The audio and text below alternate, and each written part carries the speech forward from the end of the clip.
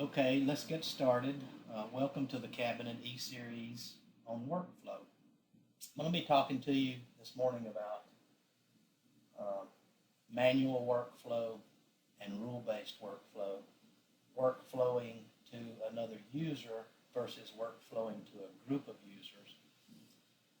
But before we get started, let's talk about why would you want your business to be using workflow? What is workflow? In its simplest form, workflow is a business process. If you think about it, every document in your business has a process. That process begins when the document is created, whether it's created by a prospect, a customer, a vendor, and sent to you, or whether you're creating the document in-house from a software such as Microsoft Word or from your accounting system. The business process of that document starts with the creation of the document or inception of the document, all the way to the point of archiving of the document. So just pick any document in your business and think about the business process of that document. That is the workflow. So when we talk about workflow in our software and why we would want to use workflow, it is to remove the paper from the business process. And what that's going to do for you is it's going to make the process more efficient, as well as speed up some of those processes. So if we can learn to move that document or that folder through the business process electronically, then we have better control and we have better management of that document or folder. So that's why you want to consider workflow and start using it in your business. All right, so let's move on to talk about the first type of workflow, which is manual workflow.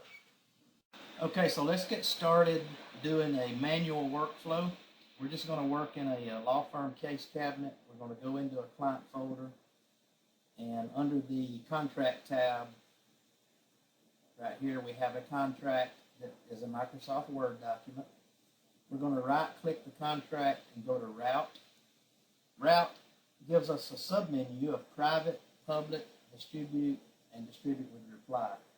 Distribute is a little different from workflow. We're not going to cover that in this webinar, but we are going to talk about public and private workflow. If I click private, the user I send this document to will have exclusive access to the document. In other words, no other user will be able to go into the folder and view the document. The most commonly used option is public. By public, we mean even though the document is in my workflow, you can still log in to SAFE, go into the client folder, and view the document.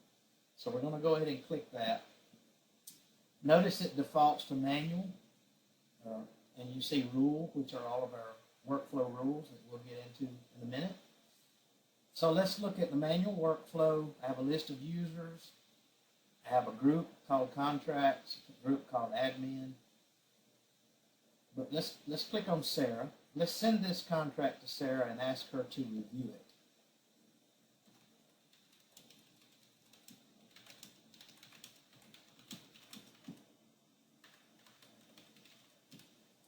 All right, so we've got our note. We've got the user right here. We're going to send the document to that user. And we're going to log out and log back in as that user to see what it looks like on the other side.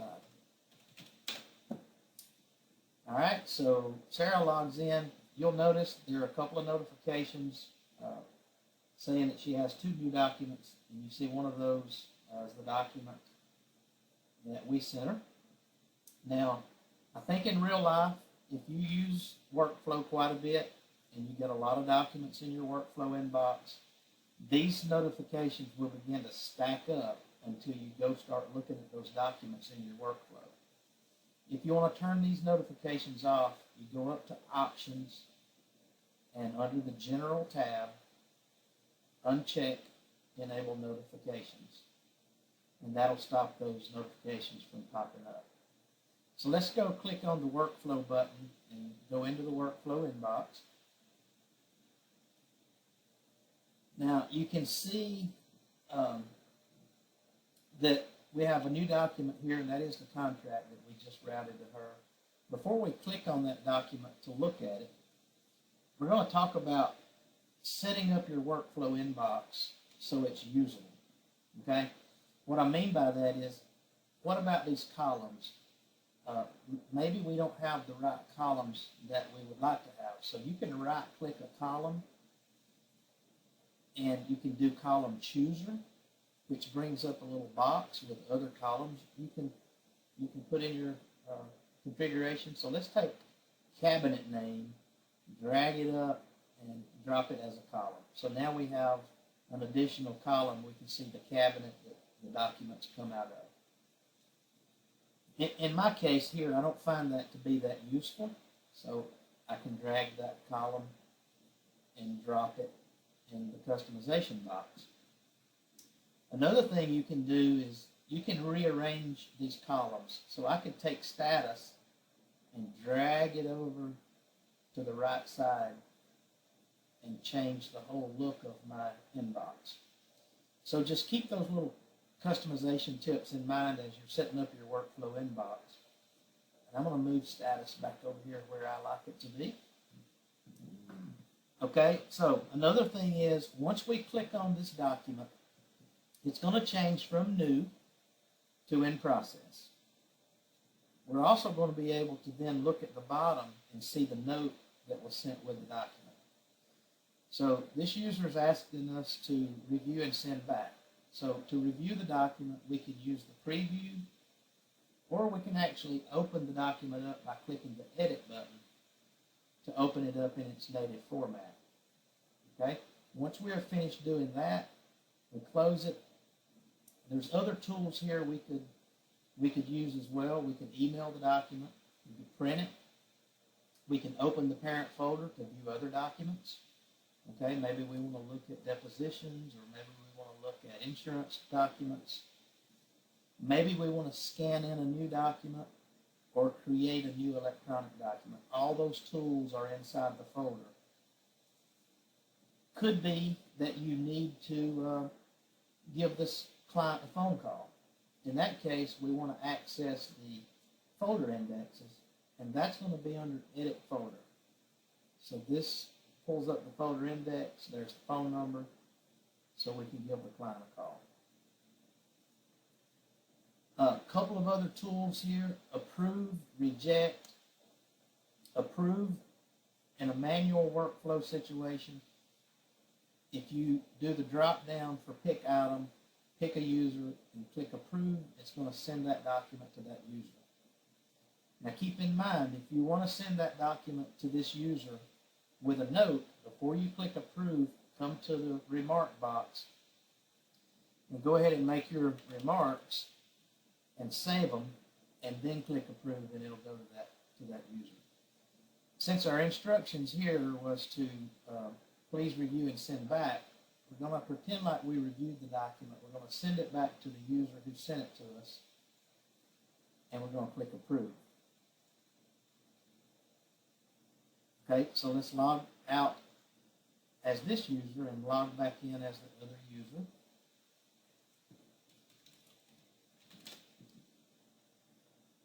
And we go into the inbox, and in this case, you can see that I have more documents in my inbox. I have rejected items, I have new items, I have a lot of items that I've already looked at that are in process. So let's look at a couple other features in our workflow that we haven't covered, like the return to sender and reject. Reject is if you're asked to approve an invoice and you want to reject it for some reason, you click reject.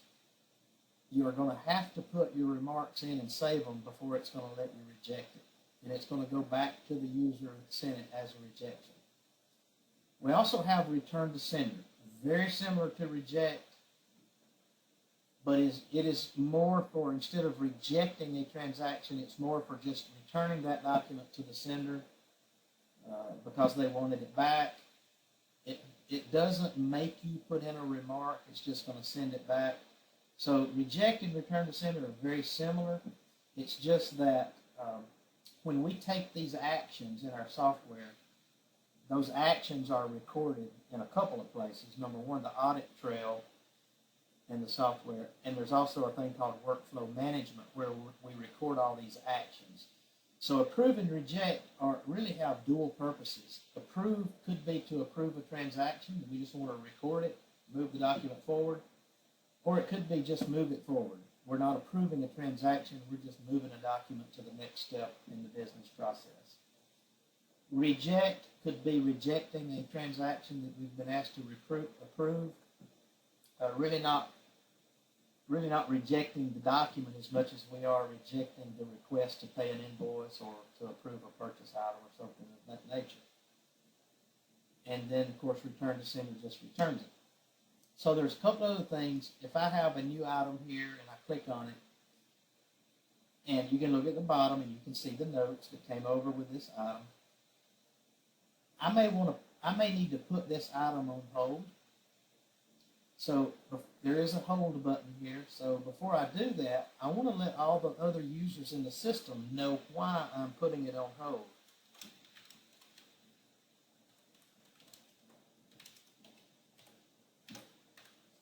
So I'll put my reason why it's on hold. I'll save that. Then I go put it on hold, and you can see it changed the status to on hold.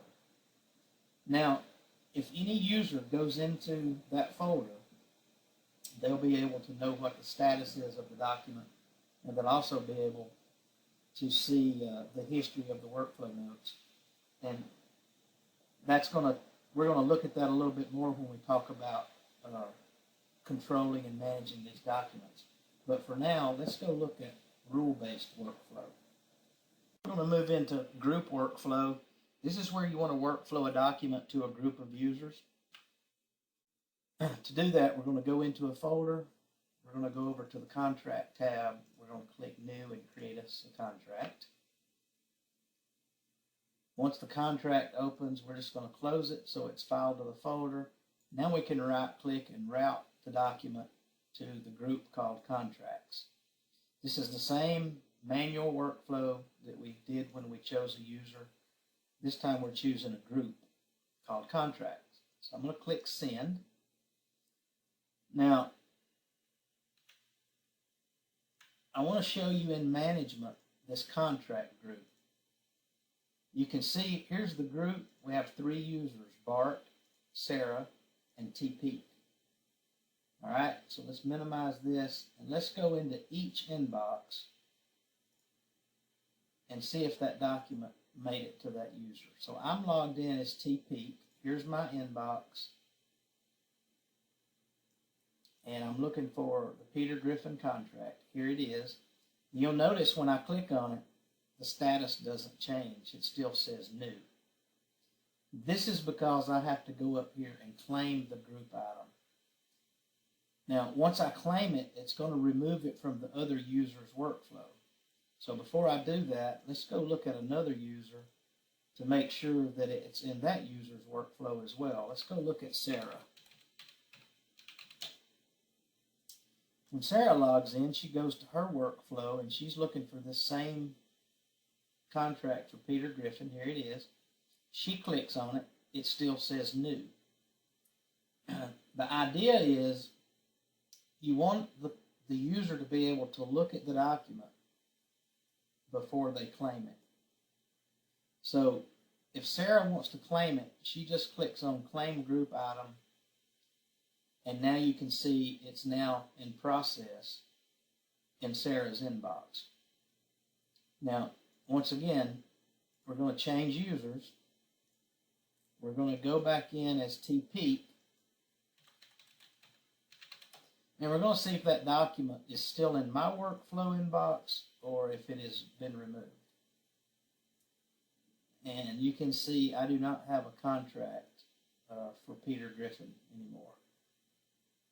Okay, so it did pull it out of my workflow because Sarah claimed it. Now there's one other way that we can do workflow.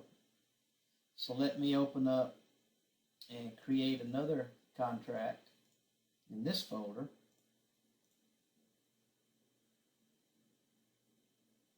Close it. It's filed in the folder.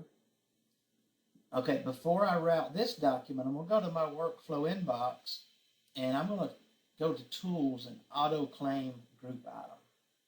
I'm going to check that. So now you see it's checked. So now I'm going to do the same thing. I'm going to route this document to the group called Contracts. Click Send. Now that document has been sent to the group. The difference is now it's back in my workflow. It was this one right here. This time when I click on it, it immediately changes to in process, and it takes it out of everyone else's workflow. So I didn't get a chance to review the document before I claimed it. So depending on what your situation is with group workflow, you may want people to be able to view the document before they claim it. Then again, you may just want them to pick documents at random and automatically claims the document for them. So that's the difference. And you can see this is originally went to the group. But once you click on it and it changes to in process, you own that document and it's no longer with those other users in the group. So to determine how you want to use group workflow, you either want this box checked to auto claim as soon as you click on a document, or unchecked so it gives us the opportunity to look at a document before we claim it. Okay, that's how group workflow works. Okay, so let's talk about rule-based workflow. I'm logged into cabinet management with my username and password.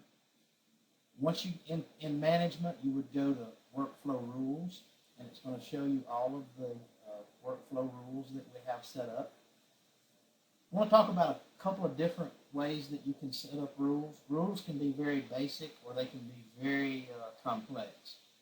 And it all has to do with what is your business process with that document.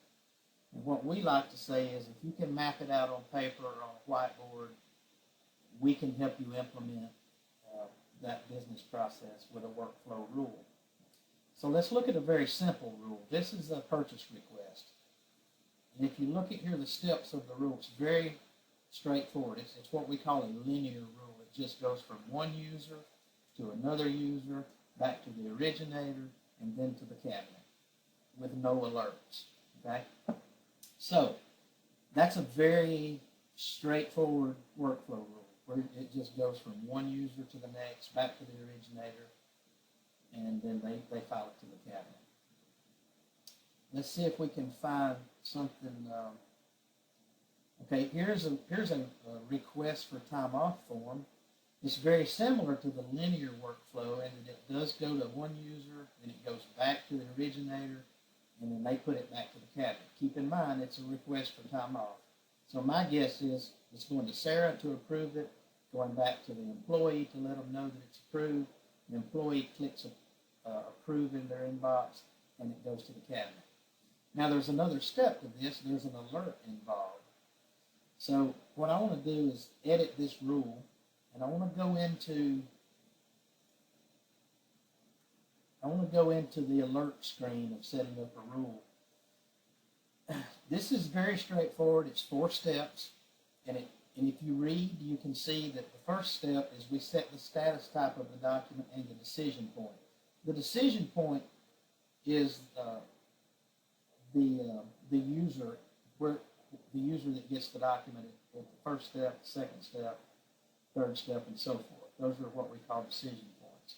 So basically what this alert says is if the status is new, which means it hasn't been looked at decision point 1, okay, then after 3 hours of having a status of new, we want to email the current user, and any action to be taken if necessary, we're not going to take any, we're not going to move it to anyone. Now we could have set this alert up to say, you know what, if it's new at decision point 1 for 3 hours, email the user and let them know, but move this document to another user. In other words, we're going to escalate this document. If this person at decision point 1 can't get to it in a timely manner, we're going to go ahead and have it leave their workflow and automatically go into another user workflow. So we can send email alerts with a rule, a workflow rule, and we can also escalate with a workflow rule. So just keep that in mind. Let's cancel this and go back to our screen. We're going to look at a couple of these rules. I'm going to demonstrate this medical record rule. Let's look at it. This is what we call a variable rule. In other words, the document is going to be routed based on what is in a folder index. You can see IDX 12 indicates folder index number 12. If it contains Bart, then it's going to go to Bart. If that index contains Sarah, it goes to Sarah, and so forth. Then after it goes to one of these users, the second step is based off of index number 13. And it's kind of the same scenario. So let me give you a look at what we're talking about here. So let's click on the folder, and if you look at the folder indexes, this is index number 12. You just count from the top, 1 through 12. This is 12, and it has Sarah. So basically what the rule was saying is, if Sarah is in index number 12, route that document to her. It's her case, okay? And then when Sarah's finished with it, it's automatically being routed to the person that's in index 13, which in this case represents the attorney. So that's called a variable workflow. So let's take a look at how that works. We will just open up this folder. We're going to go under medical records, and we're going to go ahead and create a medical record request. And I'll just create the document. Once it's created, I'm going to right-click. Here's our route, public access. Instead of manually choosing a user, I'm going to send it to this rule. Now, this may seem manual because I'm choosing the rule. There is a way that you can kick this workflow off automatically as soon as the document is created without going through this step. In this case, we're just going to send it to this rule. I have an option to put a note if I need to. I'm not going to in this case. I'm just going to click send. So now this folder, keep in mind it had Sarah listed. So that medical record request should have went to Sarah. So once again, we'll log in as Sarah. Oops, sorry about that. Try that again. I'll log in as Sarah. And we're going to look in her workflow to see if she has the medical record request, and there it is. Now, I want you to notice when I click on it, it does change the in process, but look at what else has changed. We don't have the pick item drop down with all the other users. Because this is a rule, I don't really have a choice where it goes next. I just have to either approve it or reject it or return it to the sender. Still have all my other tools.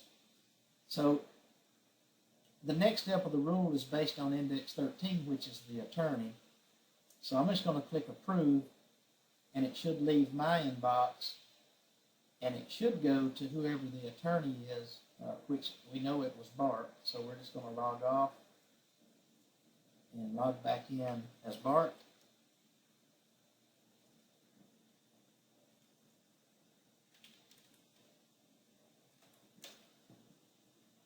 And we're going to go to Bart's workflow inbox. And he does have a medical record request right here from Sarah. It was part of that rule. And now you'll notice Bart is actually the last step of the rule. So we're at the end of the rule. And the end of the rule is it goes to the cabinet. So when Bart clicks approve, that document goes back into the cabinet. And of course, you can look at the bottom of any of these documents at any time and see the notes. That's going to complete our demonstration for workflow rules. So we're going to move into how to manage these workflows. Move into workflow management. Now that we've learned how to workflow documents to other users and groups, let's talk about how users and also department supervisors or business owners can sort of manage the business process or control the documents that are in the workflow. First, we're going to look at how an individual user can look at documents that have been sent through the workflow process. First thing we're going to do is open up a folder. So if you navigate into a folder and you see this icon on the document, that means it is in someone's workflow. If you right-click the document, you can trace it. Okay, this is one way you can see the history of the document. The other way you can do it is go to your own workflow inbox, go up to Tools, and Show Items You've Touched. Now, this is in case you want to go look at everything that you've sent out through workflow. Maybe you want to check and see where some of these documents are in the process. Once you open up this user workflow activity screen, you do have a date range, so you can pick a date. We'll go pick July 1st through today's date. You also have a choice of active items that are still in workflow, completed items that have made it all the way through the process and now they're filed back to the cabinet, or you can do both. We'll just do both and check out some of these documents. So we hit Get Selected, and here are all the documents that I have initiated workflow. And you can see we have on hold, rejected, we got new, we got all kinds of statuses on these documents. Let's take a look at some of these. Here's a medical record request that was put on hold. We can see the history of the document when Bart sent it to TP. We can see the notes, and we can see that TP has the document on hold, and he has a reason for having it on hold. If we go up and look at some other documents, here's a motion for e-discovery. We can see the history. It's currently with TP. The status is new. If we look at some of the rejected, here's a meeting minutes that was rejected. And we can see the notes and the history of that document. So this is a good way for you to go through and look at, here's some things that have went through the workflow and been completed. And I'll just click down through some of these. Here's a complaint. You can see the history of it and the notes. So this is a very good way to look at things that you have sent through workflow to see where they are in the process. Now, on the other hand, if you are a supervisor, department supervisor, or business owner, you can go into the management console. You get it to come up here. Click on management.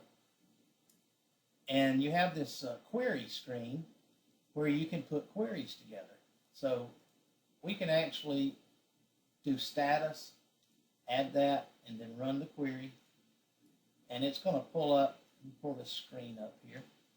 It's going to pull up all the documents with a new status. So these are documents that's sitting in folks' workflow that have not been looked at. All right, so we can see the status is new. We see the title of the document, the date and time it was sent, who sent the document, and who it's currently with. Now, just like in the workflow inbox, you can right-click a column and do column chooser, and maybe there's something that you want to put as a column, maybe the step of the rule. If that's important to you, you can see which step of the rule it's in. You can also drag columns back down to the customization box.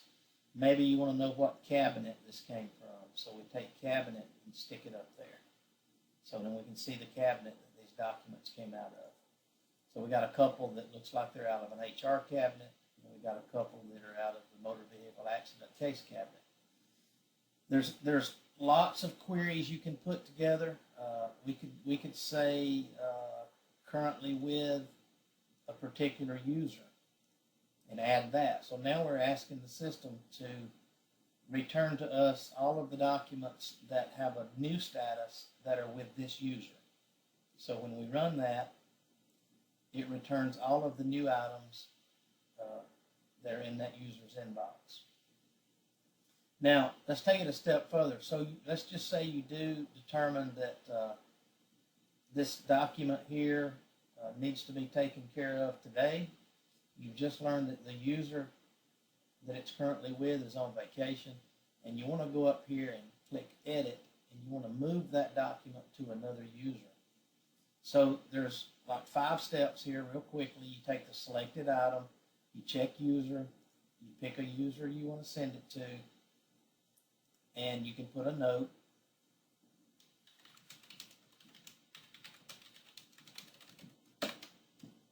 And save the note, and when you click save, it's going to move that document out of that user's inbox and go to the other user's inbox. So as a department supervisor, you can come into management and you can move documents from workflow inbox to workflow inbox depending on who needs to handle that. If you see that it's been sitting in someone's inbox and it's new, it's been sitting there too long, maybe you want to call that person and see what's going on, or maybe you just want to forward it to someone else. Another thing you can do from management, you can also look at the indexes on a folder where that document resides, and you can trace the document, so you can look at the workflow history of this document. So that's going to conclude the webinar for workflow, and I think at this time we're ready to take some questions.